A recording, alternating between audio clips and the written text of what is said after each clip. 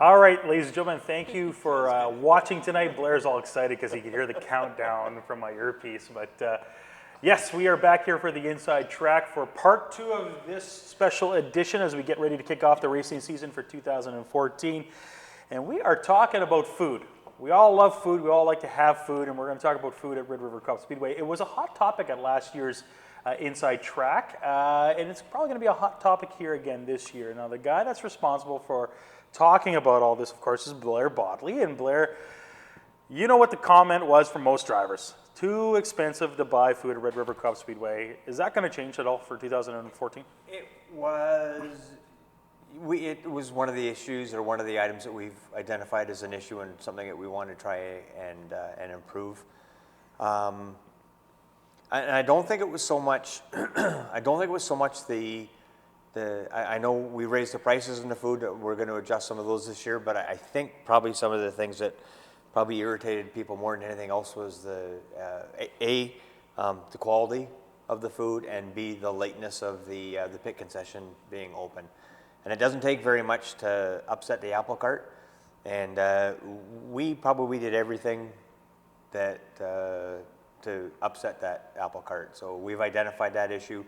We've got new people coming into the kitchen this year, sort of taking a new direction, going to improve the food quality, and everything will be open on time this year. Prices will change? Yes. On the positive or the negative? I like how you didn't give us anything else about that. Are people going to get value for their dollars? I guess what I'm saying. Yeah, people are going to get value for their dollar. I mean, the one thing that we said is that we have to make it affordable. So the individual prices on items may not change, but what we'll have is we'll have packages together. So if somebody's coming with a family, they will be able to get, for lack of a better term, like a value meal. Paul, you bring your crew there every single week. Typically, the quality was terrible and it was overpriced. I think cheeseburger and fries was $14. And there's too many fast food restaurants in Winnipeg that would survive charging those prices. And I give free tickets to families to come there. They come down to the racetrack or down to the pits after the race, I'm sorry. And they say to me, geez, great races, but like I can't afford to feed my kids. It's too expensive. And you feel embarrassed that you've given them free tickets yet they can't afford to eat here. I mean, an $8 or $9 combination package would be reasonable. To get a cold hamburger isn't... But, I mean, the prices are one thing, because let's be honest, when you go to the Jets or you go to the Bombers, you go to any special event, I mean, a beer, for instance, is anywhere from $6 to $8, depending where you go in the venue. At Red River Coop Speedway, they're much cheaper. On top of it, food, and most of those places are quite expensive. But are you getting better quality? And maybe that's where the difference is. That's where the actual quality of the food and the way the food's prepared, that's the kicker right there. But when you're buying a $200 ticket to a Jets game, buying $10 beers fits into the program, I think. So you're just saying the price, a high price? Right. It's a different clientele. I mean, you're buying $150 or $200 tickets, spending $20 or $30 to have a hamburger and a few beers is part of the deal. When you're spending $15 to get into the gate, and it's costing that much or more to have a hamburger, fries, and a pop, it doesn't add up. So you think that the prices need to come down? Be dropped considerably. Yeah. You said you're going to do packages, like, so it'll be like a burger, fries, drink for people, and yeah, for like $9.99 sort of thing. Reasonable, you guys would say? Agree? Yeah. Yeah, As they long need as to the have food- something like that. But as long as the food quality, Yeah, when I was coming and I was wrenching on cars for Ian and Ward, and I'm leaving $50, $60, $70 with the person that's looking after my 2 kids because they're going to burn through that in food in the night, there's something wrong. And it's understandable. I mean, we're all trying to make ends meet and try to make the dollar stretch as much as we possibly can. But I mean, there are things on the menu, obviously, that are cheaper, popcorn, drinks, stuff like that, right? But everybody wants to feel value for their dollar. So I guess with packages, Everywhere you go, Ken, there's a package together. It doesn't matter where you go. There's always seems to be except for the movie theater that I went to last week. It cost me $31 for a couple boxes of popcorn and a drink. I mean, and that irritated me. yep. So I can only imagine that if people come to the Speedway and feel, maybe they're not, but feel that they're being overcharged, that's an issue. And I don't think anybody has a problem paying $4.50 or $5 for a cheeseburger. But the fact is, it better be good if that's what they're paying for it. And I think that was a bigger issue than the actual pricing. We're going to talk a little bit about another change you guys are doing to the Speedway this year. Now, last year you tried it out on the last weekend of the season. You decided to go with a Friday, Saturday race. This year you're going to do the same thing again at the end of the season, but the Delane Memorial is going to be a little different this year. Maybe you can explain what's going on there, first of all. Well, the Delay Memorial, Rick and I, it's been the same thing for a couple of years. We're looking at a way to sort of change it up a little bit. The one thing I do know that drivers like is that if they're coming to we run on Thursday nights, obviously. If they're coming to the Speedway, for them to stay an extra night, we determined probably wasn't going to be a big deal and might actually encourage more guys rather than having to travel all the way up and then turn around and head all the way back home. So what we've done this year is in conjunction, or we're working with Grand Forks to let some of the classes, they'll schedule some of the classes off that night, and we're going to run a Thursday, Friday show. We think it's going to do two things. Number one, it's going to give our fans an opportunity to come out and watch some great racing for 2 days in a row. Number two, it'll give some of our friends south of the border a chance to come up and participate in the event as well without having to drive home the next day. Do you guys travel to the States often to watch racing? Any of you three? I do. Tabitha? Yeah, on weekends though. Do you think this will affect the regular fans that normally come to the Speedway on Thursday? Now they're going to have to make a choice between Grand Forks or Winnipeg? I think the Winnipeg fans will come anyways.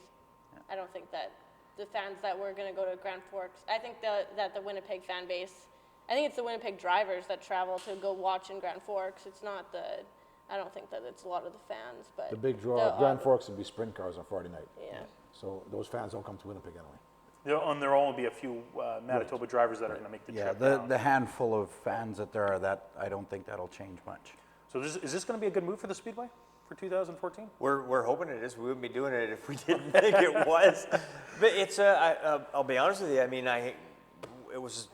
we had to talk a fair bit about it to try and try it. I mean, you got to think outside the box, and you can't.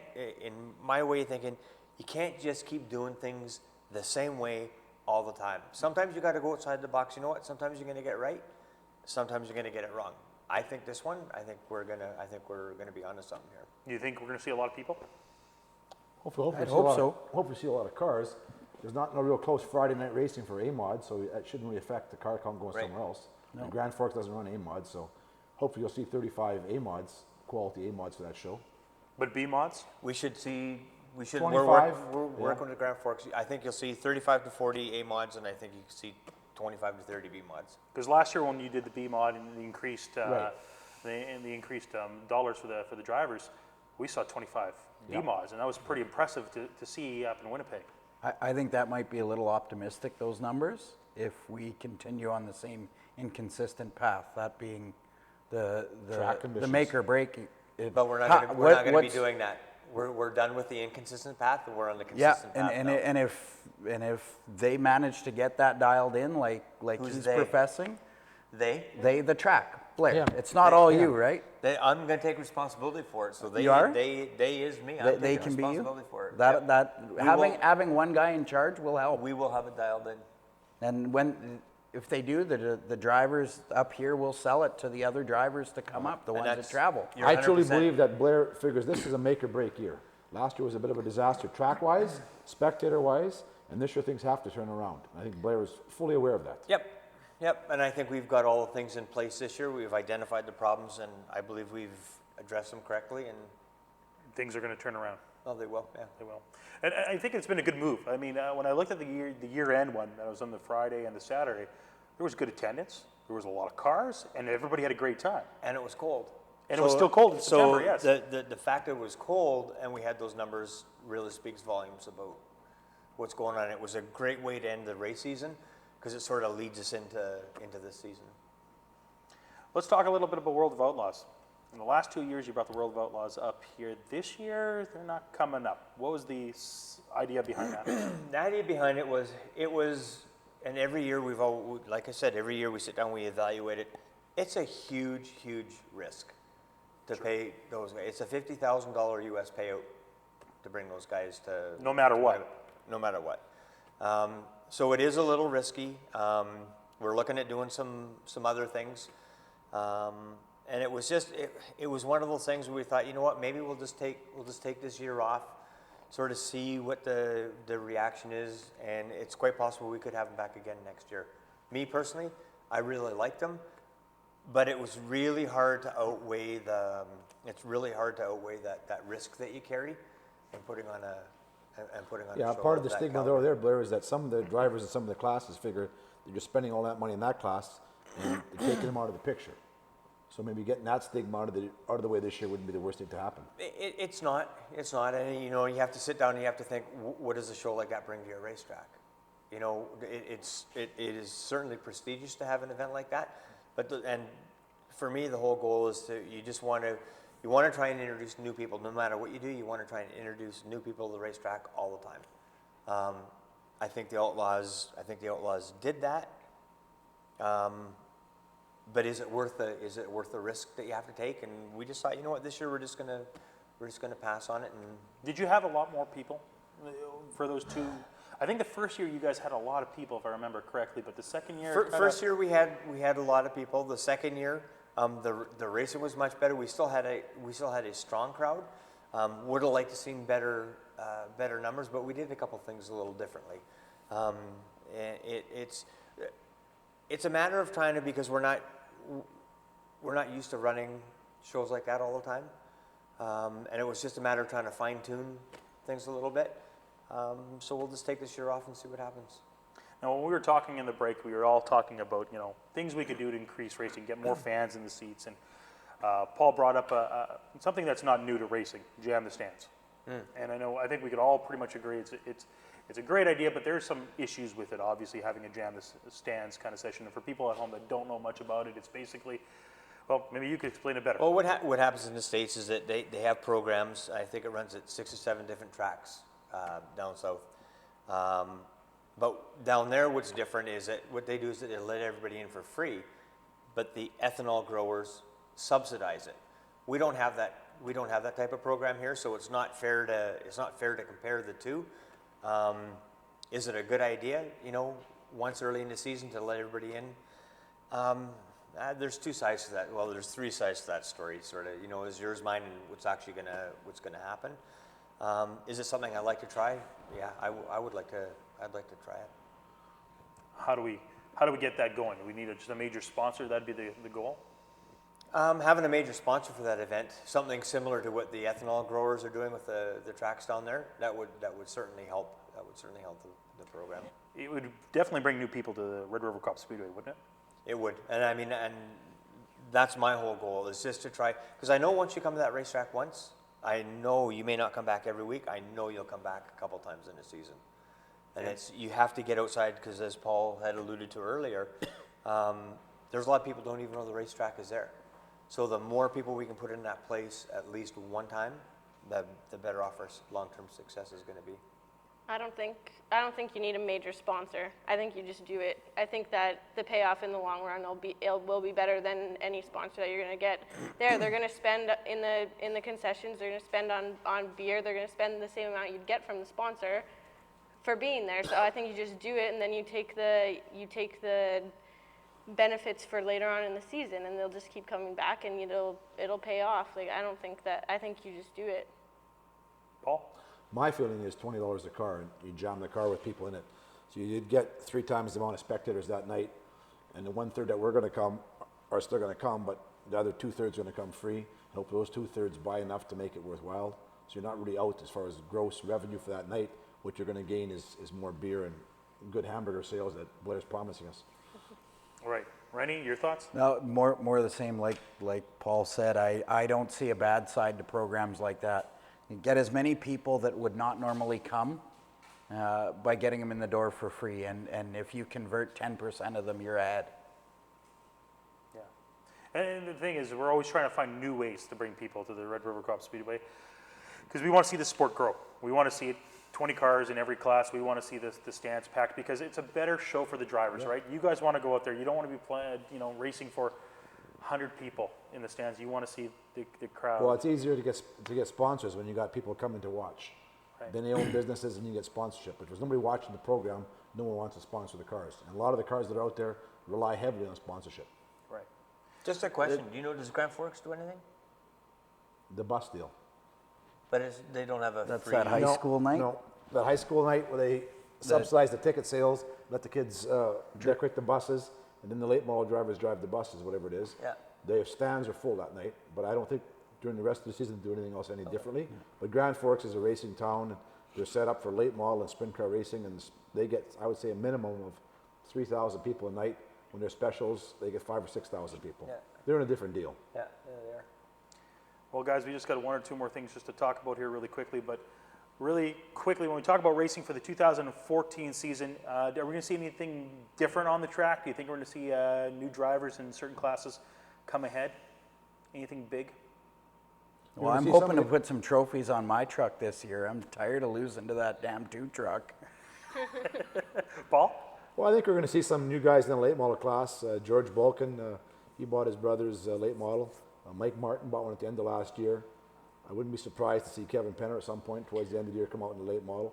That class should conceivably see 14 to 15 cars this year, which would be an increase of 2 to 3 from last year.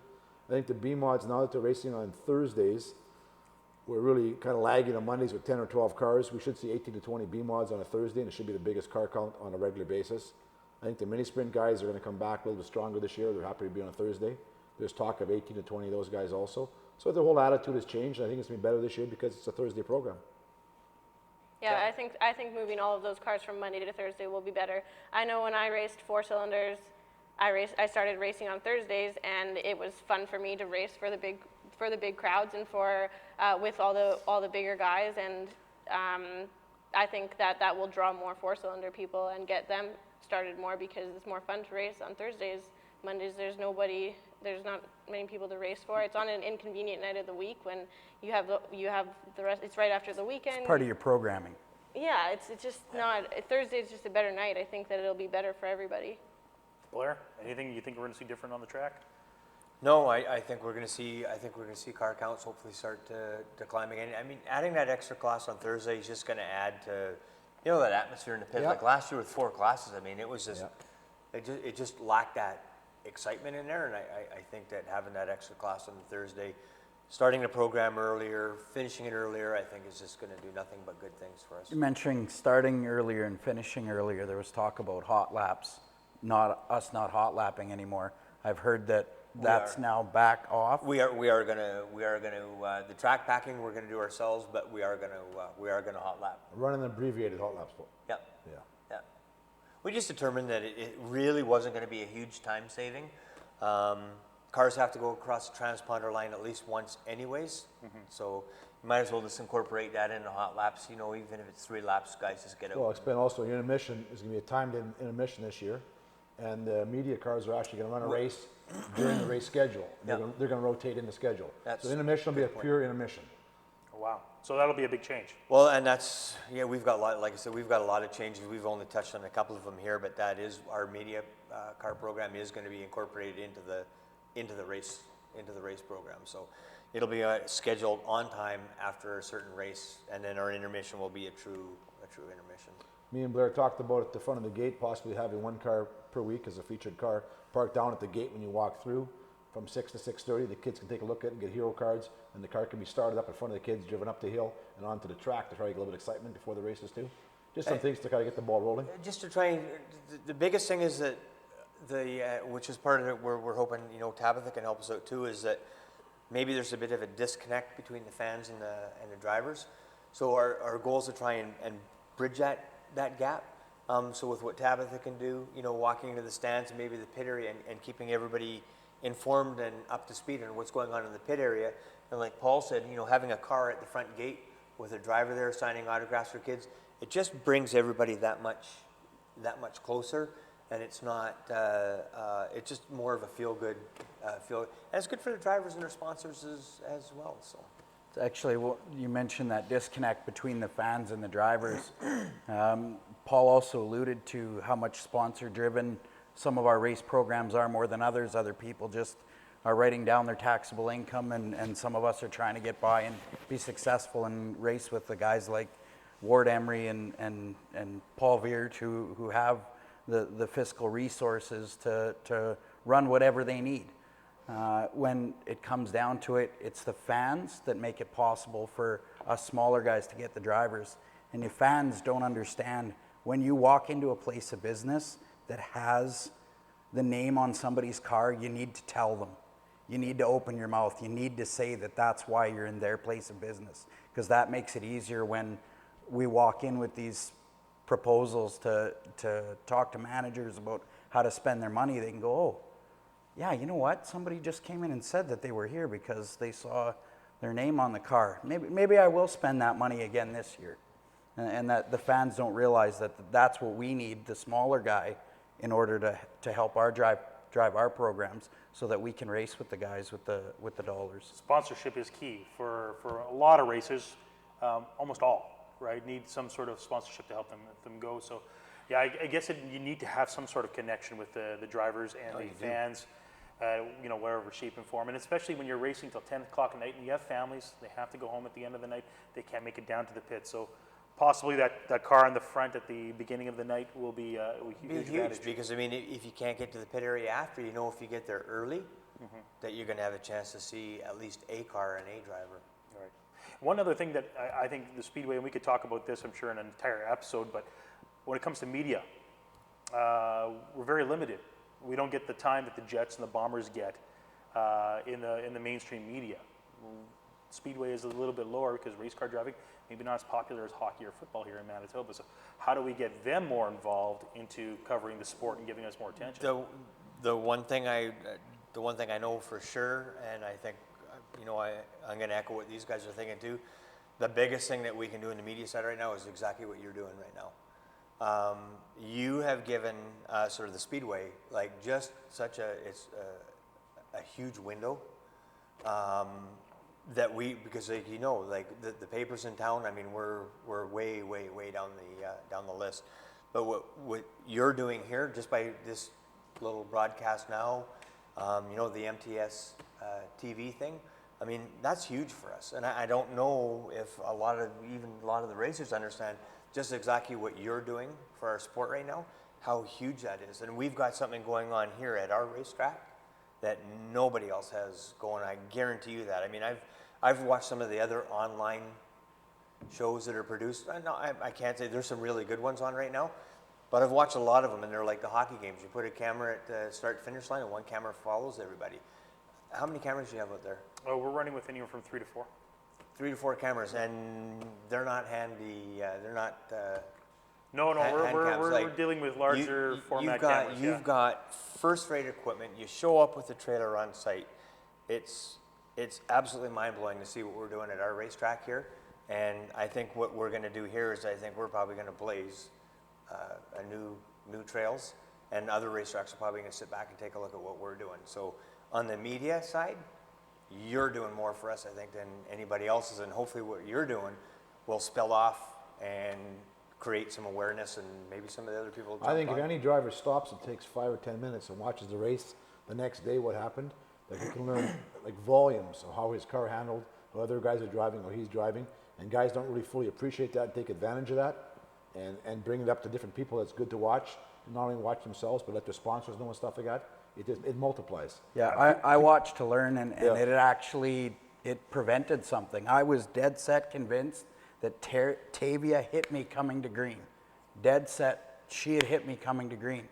What I heard and felt was my tie rod holder breaking. And I wouldn't have seen that if it wasn't for you. I watched that video the night when I went home, and I went, you know what? That was not her fault. That was my maintenance program that failed. I went over to her after, and I said, I had blamed you, that what Ken's doing in that feed. I mean, it's building the driver relationships too. When you can look at what actually happened and take the emotion out of it, all of a sudden we're learning now from what you're doing, and it makes us get better. You've got drivers that are complaining at $5 extra to have that camera ability. That's paying too much. Yeah, do you figure that's paying too much? Those $5 a driver complainers need to open their eyes and usually look at other problems in their race program. Exactly. I mean, we could talk about this forever. I know this. I talked to Roland Bernard, was one that told me, he said, don't tell anybody, but you're part of the reason why we did so well 2 years ago when they won the Lightning Sprint Championship. He said, we spend as much time watching the videos that the Manitoba Racing Network produces as we do working on the car. because even if we don't come in first, we are watching how our competition handled, how the track was that day, remembering what we did and seeing how the other cars handled.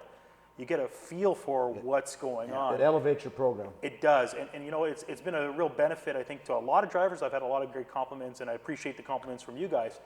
But I think it's something that we are doing, and we're trying to promote this sport as much as we can. That's why we're doing this show here today. We want to tell everybody, look, go to the Red River Co-op Speedway, watch the racing. Once you get there, as you said, you're hooked. You want to come back, and that's where we were 5 years ago. We did racing for the first 2-3 weeks. Yes, we had our heads down. We were trying to concentrate on our jobs, but then we started knowing the drivers and knowing what was going on, and we got hooked. And now we're there still to this day, 5 years later, and we really appreciate, you know, being part of this great opportunity, you know, such a great sport. So I thought it was the money. the money has a little bit to do with it, but we'll talk about that on another episode. Last thing I'm going to do is the hot seat with these guys. We're going to ask them each a question. We want a 1 or 2 word answer. Try to keep it short, ladies and gentlemen. We're going to start off with Blair. Blair, will the attendance for drivers rise? Are we going to see more cars at the track this year, yes or no? Yes. Tavia? Tabitha. Tabitha? Sorry. Slip. Bazinga. Thank goodness. Well, okay, well, Tabitha, more drivers on the track this year. Are we going to see a lot more? Not really. I No. don't think so. Paul Veert? More, absolutely. It Mr. will Puluyko. look like more. It'll look like more. I was going to make a quick comment. I noticed you changed your attire for the second half. Are you trying to get your sponsorship out there here today? A little bit of that. Both Ian and Ernie Russo have helped me a lot starting out, and so have Ward and Wayne Emery. So I couldn't decide which one to wear, so I decided to start off the night with the Russo support shirt and Blair, end off obviously, with the we Ward got to Emery. teach them how to do this. You got to mention the sponsor's name in there. Like, you know, the Emery Demolition is one of our key sponsors this year, along with A1 Environmental. You got to mention the name once or twice. They like those plugs, okay? So just remember that for next time. We'll get better with that as we do the driving as well. Fans, are we going to see more fans? Do you think we're going to see more because of Yes, the new we program? have in the off season. That is another one of the issues we've targeted. We have done Glenda and Caroline and myself and Allison. We've sat down and we've gone through every single country festival, and it's to the point where we used to have to go and hunt for them. We've got people now applying. We can't fulfill all our obligations. We just don't have enough time and manpower to hit every single request, and that has never happened before. We're going down, we're visiting high schools, giving away free kids tickets. Yes, we are going to see more fans in the stands this year. So the 1 or 2 word answer. Thank you for the long explanation. I was going to say Tavia again, but Tabitha, what's your response? Do you think we're going to see more people? Well, it sounds like it from what Blair said, so. So you're just towing the company Like line. he- I guess Now so. that you work at the Speedway, I see how this works. Yeah, like he says. Paul, do you think we're going to see? Based on last year's low numbers and his attitude this year, I think we'll see 50% more spectators. Rene? Like Time he will said. tell. Time will tell. Time will so you're tell. not optimistic right off the hop. You know what? It's a tough sell at the best of times to get new people. Like for the same reasons that Paul said that he thinks they will, I think that is what the same things that makes it hard to attract more people. I think last year was the worst year in the last 3 years, Blair? I don't know. I wouldn't say that, but By- it wasn't as strong as we. But weather plays a huge part in that too. So it's really tough to say. Will the 2 truck win again this year? Pass. No? I want to answer yes or no. No. No? Okay, good. No. No. Time for a change. Time for a change. Well, I I know how you want to answer, I but truthfully. reinvented the wheel, trying to make sure with my truck that I can beat him. Make sure you put on 4 wheels. That'll be the first thing you got to do, okay? Outlaws aren't coming back. What do we need to see as a feature attraction in the next few years to get more fans out if you're not going to bring them back? One of the things that we're looking at, and we were very close to doing it this year, is a monster truck show at the Speedway. Just a couple little details at the end of the season, or at the tail end of the negotiations that we couldn't pull off. I think you'll see monster trucks at the racetrack next year. What would you like to see? Super stock special. Okay. Mr. Veert, what would you I like would to go see? World Outlaw Sprint Cars. World of Outlaw Sprint Cars. Mr. Puluyko. Sprint cars are fun to watch, but not when they get yellows, and I'm on the fence. I think our track's too big. It's too easy to get into all kinds of trouble. What would you like to see?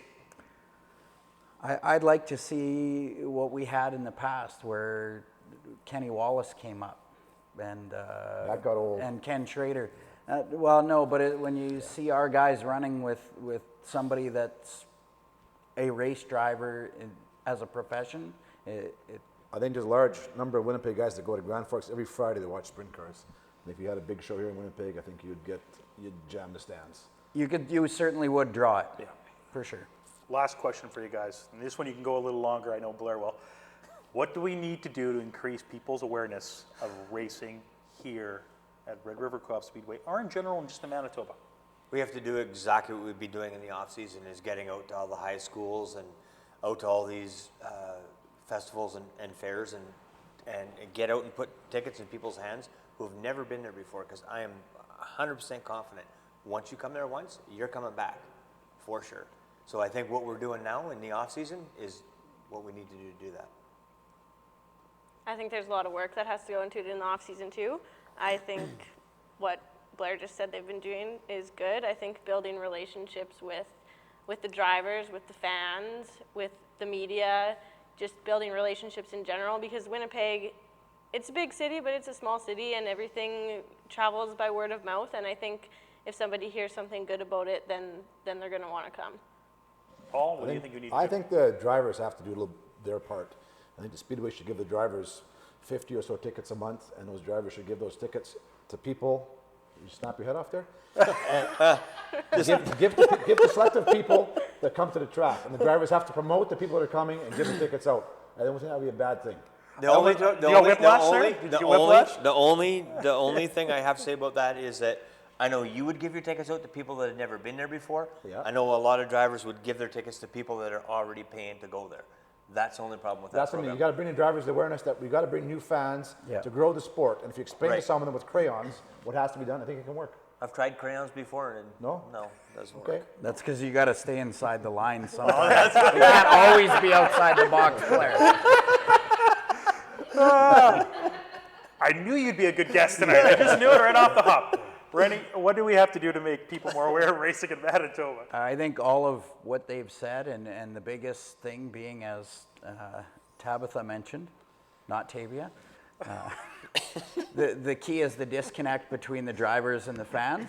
Bringing that together is one of the biggest ones. And like Paul said, we as drivers, that idea of 10 or 15 tickets to bring in new people, not people that are already coming, that is absolutely work that we need to do to I know the improve track things. has tried that in years past, and some of the drivers have actually sold the tickets at the front gate. So that stigma's got to get over top of that deal. That did happen. So I mean, it's really hard to try and promote a program when you do catch that happening. So. And that really puts a dent in a guy like Walt owning the track and seeing that happen, watching guys out front of the front gate selling tickets. Yeah. But I think if the drivers realize bringing in new spectators, bringing money to the track, bringing in sponsors, it's good for the whole big picture. All right. Well, ladies and gentlemen, thank you guys tonight for being a part of our panel. We are going to do this again, and Mr. Veert, once again, thank you so much for letting us use your place tonight. It's a blast. It's a nice facility you've got here, and we just enjoy coming out here. Yes, Blair. He puts up his hand like he's at school. Okay. Blair, what do you need? Just before you cut it off, I just want to thank you and your crew for coming out here tonight and doing what you do for the Speedway. We, not only myself, but I know the drivers appreciate it. I appreciate it too, and thank you so much for offering us free food this year at the concessions at Red River Co-op Speedway. I don't think that's going to happen. For my guests tonight, Rene, Puluyko, Paul, Veert, Tabitha, Wasyluk. I'm going to bring Tavia on. I bet you're going to call her Tabitha all night long. Sit them side by side. Sit them side by side. I won't even tell them apart. And Blair, Bodley, thank you so much for joining us here tonight on the Inside Track. We're going to do another one of these as soon as we possibly can, so stay tuned, and hopefully next time we can actually stream it live. Have yourself a good night, and we're going to be racing when? Soon. Soon, hopefully in the next couple days. Have yourself a good night, and we'll see you guys soon.